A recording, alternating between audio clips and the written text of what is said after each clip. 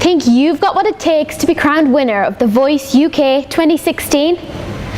Can you wow will.i.am, dazzle Boy George, ravish Ricky, or maybe even faze Paloma Faith? Then get yourself down to Media City UK this weekend as the blind auditions commence.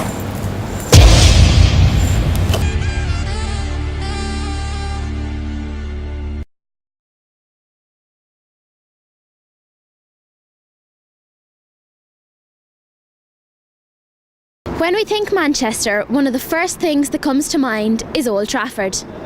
Well, Trafford in all its glory is pretty fantastic, but for those of us who don't exactly eat, sleep and breathe football, just what else can we do here?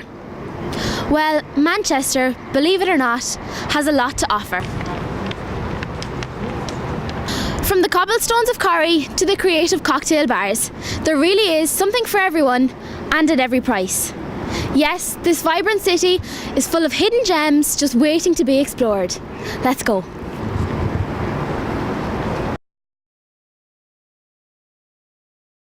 Okay guys, so I know it's nearly September and you might have got the back to school blues. But it doesn't have to be all bad, because today we're making these crazy alien keyrings, especially for your pencil cases or school bag.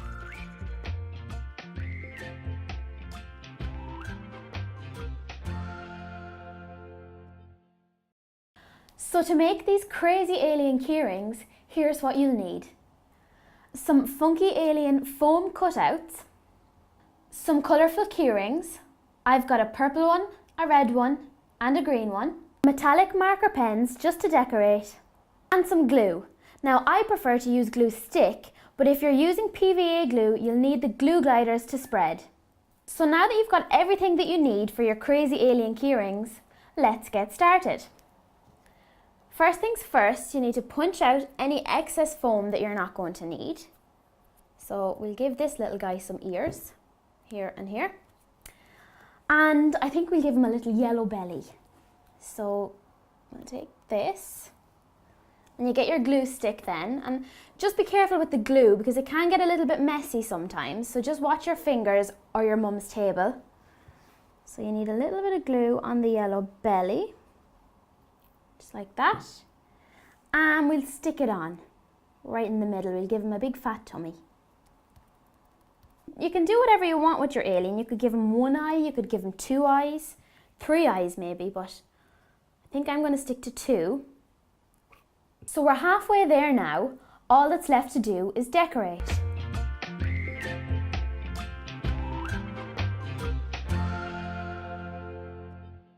Now all we have to do is put on the keyring.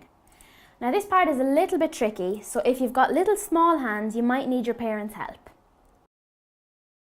So there you have it everybody. Mog and all his friends are ready for school.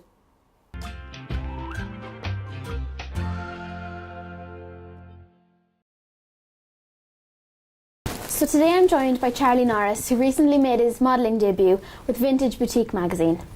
So, Charlie, tell me a little bit about how this modelling came about.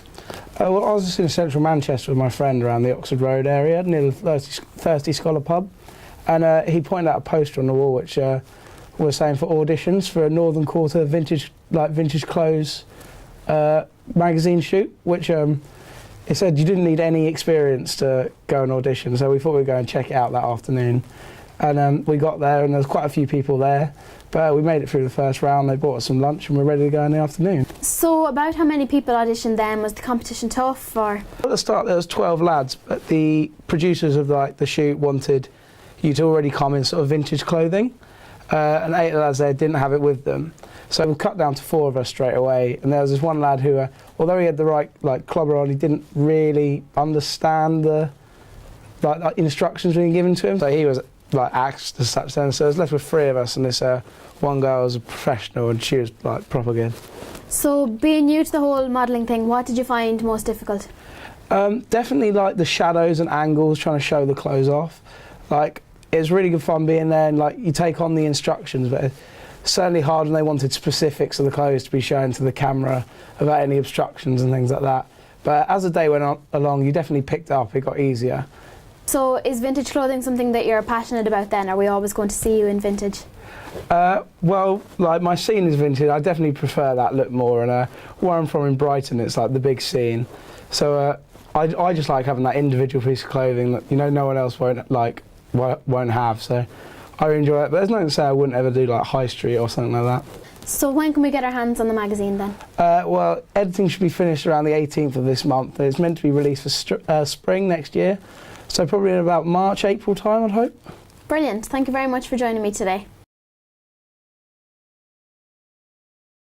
Hi and welcome to the Lowdown. Here's your 60-second roundup. U2 have cancelled their concerts due to take place in Paris this weekend. On Saturday, Bono, The Edge, Adam Clayton and Larry Mullen placed wreaths close to the scene of the Bataclan Concert Hall. The venue where some 87 people were killed is just 3 miles from where the Irish band were set to perform. In other news, over 10,000 people gathered in Dublin last night as the city officially turned on their Christmas lights. Crowds came together on Grafton Street to celebrate the start of the festive season. With a special appearance from Santa Claus, fake snow and an impromptu sing-along, the capital was truly transformed into a winter wonderland. Now, it looks like Conor McGregor has been splashing his cash again. Yes, the Notorious has taken to Instagram to show off the latest addition to his fleet of supercars. Just last month, the UFC champion surprised family members with brand new cars. Now the whole family drives slick BMWs as a result of the Dubliners' success. That's the 411 for now. I leave you with our 5-word weather. Wrap up well, it's windy.